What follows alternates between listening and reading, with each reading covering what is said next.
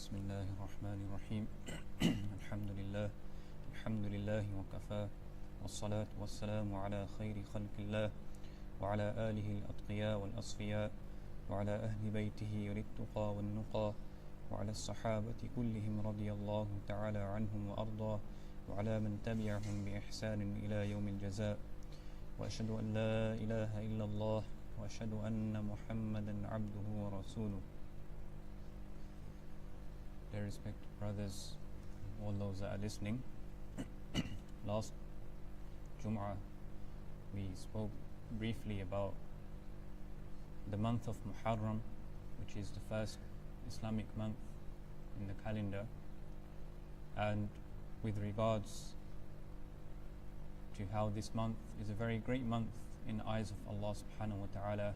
In the hadith, the Prophet sallallahu alaihi wasallam, this is the only month that has been said to be Shahrullah, the month of Allah, the month that belongs to Allah. So obviously this is emphasizing its greatness and how prestigious this month is in the eyes of Allah subhanahu wa ta'ala. And the main part, or one special part in this month, is none but the day of Ashura, which is today's day, which is the 10th of Muharram. Ashura in Arabic is derived from Ashr. Ashr means 10. That is why we call it the day of Ashura, which means the 10th day.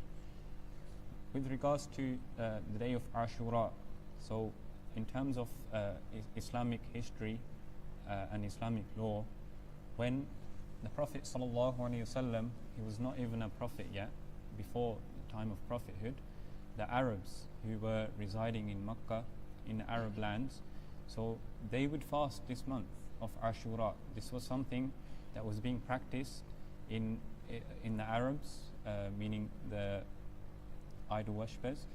It was being practiced, the Jews were doing it also, and the Christians were also doing it. So this was something basically in the Arab lands, everyone was fasting on that day. Now, the Prophet ﷺ, so his habit was that before Islam, before he's become a prophet, so he wasn't fully always following what the people around him are doing, because the Prophet ﷺ was born into a home of, all around him people are worshipping idols, but the Prophet ﷺ, he's never ever worshipped an idol.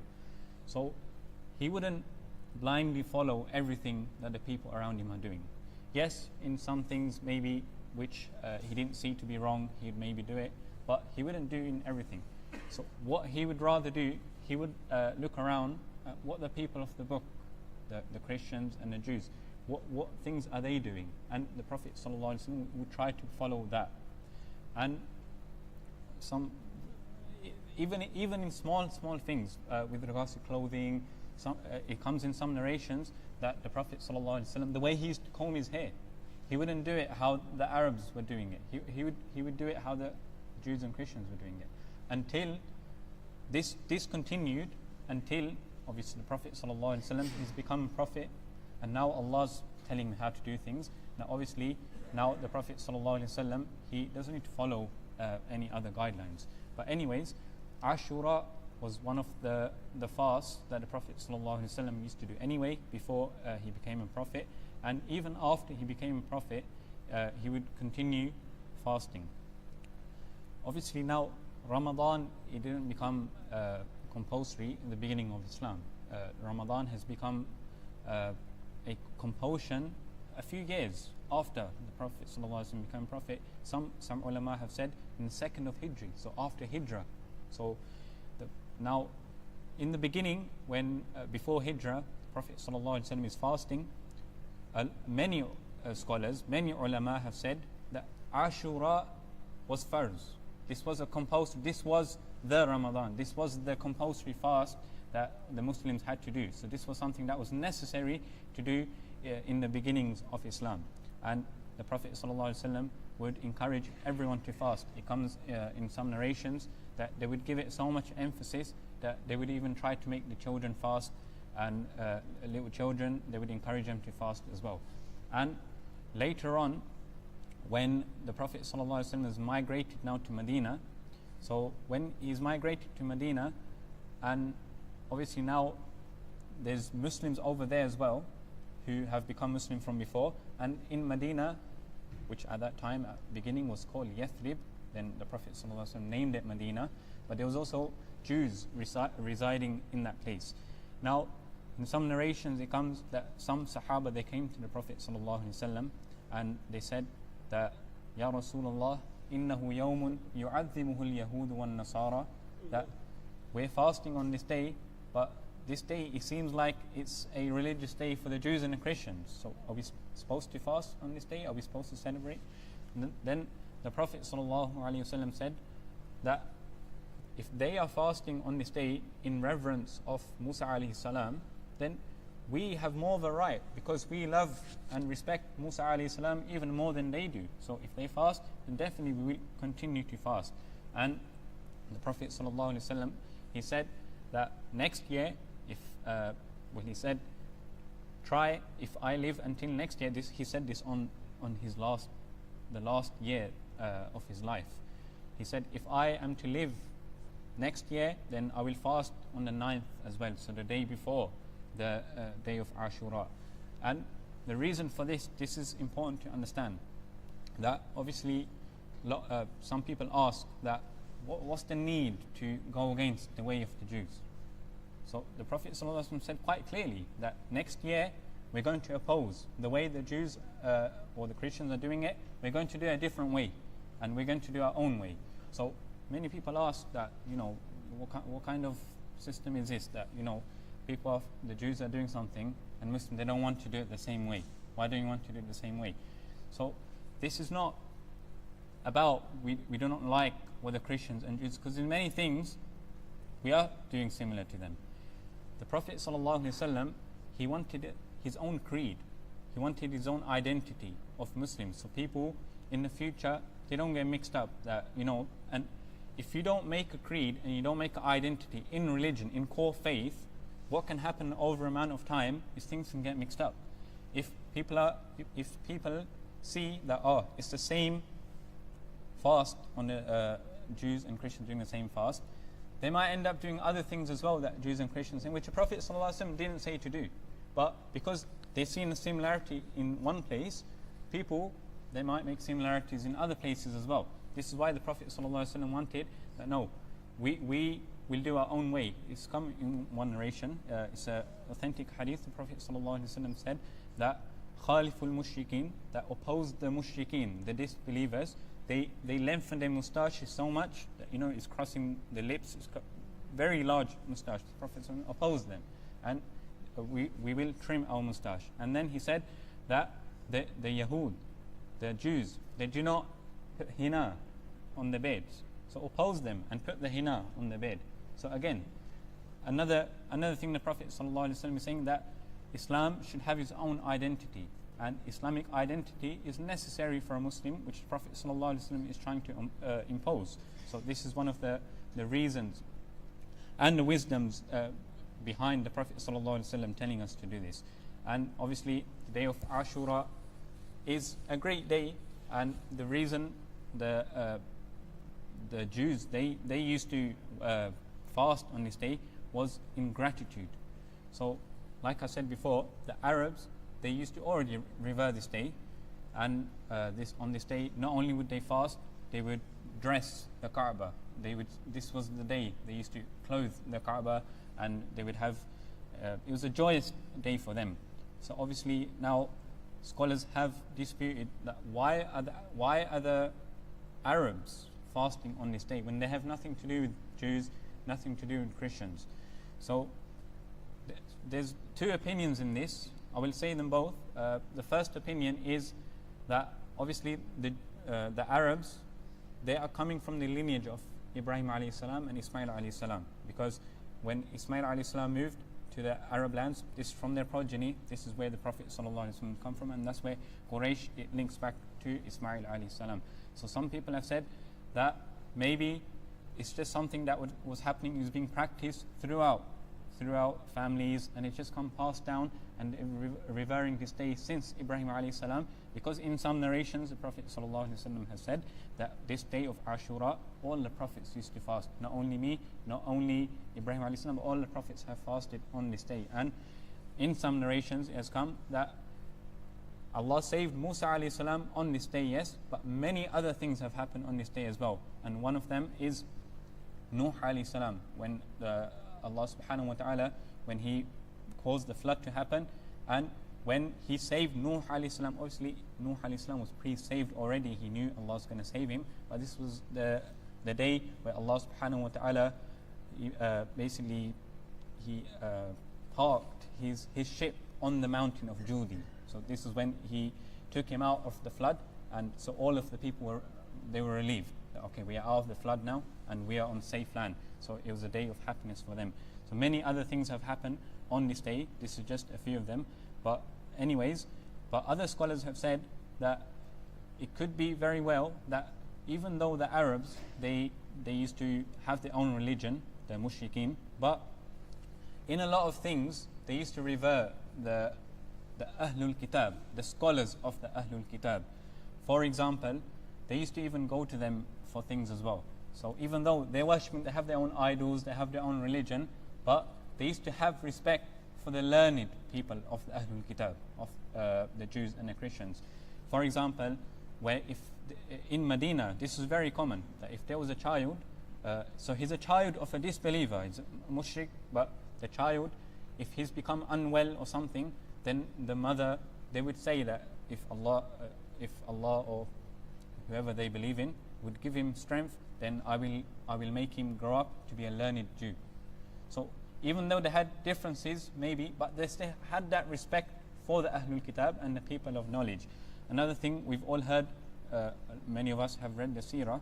So when the mushrikeen, when they wanted to plot against the Prophet ﷺ, one major plot they came up with was Abu Jahl, Abu Mughira and a few others. They took a trip, they went all the way to Medina and they visited the Jews, the scholars, and they tried to convince them that, make a plot against the Prophet ﷺ, and can you just say that yes, he's took all from our books and he's just saying it. But obviously it didn't work out for them. But anyways, the fact that Abu Jahl and great people of the mushrik, the leaders, they are going to the Jews and they're asking for guidance, they're asking for help, means they had some kind of respect and they had some reverence for the Jews and the Christians as well. And so that's why some scholars have said that they learnt this, to fast and to revere the day of Ashura. The people of Makkah have learnt this from the Ahlul Kitab. But anyways, for us as Muslims, the Ummah of the Prophet sallallahu alaihi wasallam, the Prophet sallallahu alaihi wasallam has taught us that this day is a very special day in the eyes of Allah subhanahu wa ta'ala. Many of us are fasting, which is a very great action to do on this day. Authentic narrations have stated the fact that a person fasts on this day, then is hope from the mercy of Allah subhanahu wa ta'ala, that Allah subhanahu wa ta'ala will forgive his previous whole years of sins, and in some narrations the year coming after as well. So a person should try his best to fast on this day, and obviously many other great actions a person should carry out. Reciting of the Quran, like I mentioned last week as well, that obviously Ramadan has passed. Many of us had made a good habit in Ramadan to recite the Quran. We had made set targets for us, and obviously we heard many talks of ulama that were saying that we fixed at an amount in Ramadan, but we should continue this amount as well. And like I said in one of the previous talks, that yes, it's very, very possible we're not going to do the same amount we were doing in Ramadan, because Ramadan has its own blessings. Ramadan has barakah from Allah subhanahu wa ta'ala. We might not be able to do the same amount, but that doesn't mean we leave the Quran altogether. So obviously many of us, we're hearing the news and things, many stuff goes around about people are doing things with the Quran. Sitting at home, we can't do anything. If we face the facts, we can't do anything as individuals. But the least that you can do is you connect yourself with the Quran. On the day of Qiyamah, Allah subhanahu wa ta'ala is going to ask you about yourself and what was your connection with the Quran. What did you do to fulfill the rights of the Quran? With regards to people trying to demolish the Quran and things, it's never going to happen. How much ever the society tries, how much ever the whole world tries, this is something that's not going to happen. You can't abolish the Quran. This is the promise of Allah subhanahu wa ta'ala in the Quran. Inna lanahnu nazzalna dhikra. We revealed this dhikr, we revealed this revelation. Wa inna lahu lahafidun. Allah subhanahu wa ta'ala is saying, and we are the ones who are going to protect this. Allah has ordained upon himself, he has made a duty upon himself that he's going to protect the Quran. So, but for us, what is our duty? Our duty is to protect the Quran for who? For ourselves. Did we recognize the Quran? Did we instill the Quran in our lives? Did we recite the Quran? Did we practice upon the Quran? On the day of Qiyamah, there's a verse in the Quran, Allah subhanahu wa ta'ala says that there will be many people. They will wake up on the day of Qiyamah, and to their astonishment, they're blind. In Yawm al-Hashr, when they wake up, they can't see. And he will say, the person will say to Allah, Ya Rabbi, lima hashartani a'ma, waqad kuntu basira. The verse in the 16th chapter, Oh my Lord, why did you raise me blind when in the world I used to see? So he's asking Allah subhanahu wa ta'ala, how come because obviously you wake up in the condition that you passed away, but he's going to be asking Allah that why am I blind in the day of Qiyamah? I used to be able to see, I was healthy in the world. But Allah subhanahu wa ta'ala will say كذلك, that Allah subhanahu wa ta'ala will say that's how it is today. أتتك آياتي فنسيتها وكذلك اليوم تنسى. That I gave you my verses in the world. The verses had come to you, the Quran had come to you, the knowledge of the Quran had come to you, but nasitaha, you forgot about it. You made it forgotten. So you turned away from these verses. So today, وَكَذَلِكَ الْيَوْمَ تُنْسَى, today you will be forgotten as well. I mean, Allah subhanahu wa ta'ala says, today I'm going to forget about you as well. In the world, my Quran was there, my teachings were there, but you did not want to make it part of your life. And some ulama have said that this is for those people who have memorized the Quran, but they forget it. But this is not this might be a popular opinion we have heard, but this is not the only opinion. A very strong opinion of many scholars is, it means the Quran had come to you, the Quran was available for you to read and understand and to make it part of your life, but you turned away from it. You didn't want anything to do with the Quran, and you left it for other people. So Allah subhanahu wa ta'ala is saying, these kind of people, may Allah subhanahu wa ta'ala save us all. May Allah subhanahu wa ta'ala make us from the people who make Quran part of their lives, make the whole deen part of their lives. May Allah subhanahu wa ta'ala bless us. And on this special day, like I said last time as well, one very, very nice dua my teachers taught me was, we say that, oh Allah, on this special day, or on this special occasion, whatever day it can be, so it's Ashura, or it's Ramadan, or it's even Tahajjud time, whatever you find, if you find yourself in a special time or occasion, you say, oh Allah, grant me all those good du'as that the Prophet ﷺ made, that the Sahaba made, the pious people made, and given to me in my favor as well, because I can't make them very, very nice du'as the Prophet ﷺ used to make. Whatever he had asked for, Allah, give it to me also. May Allah subhanahu wa ta'ala give us the ability to act on what was been said. Wa akhiru da'wana alhamdulillahi rabbil alameen. Bi rahmatika ya arhamar rahimin.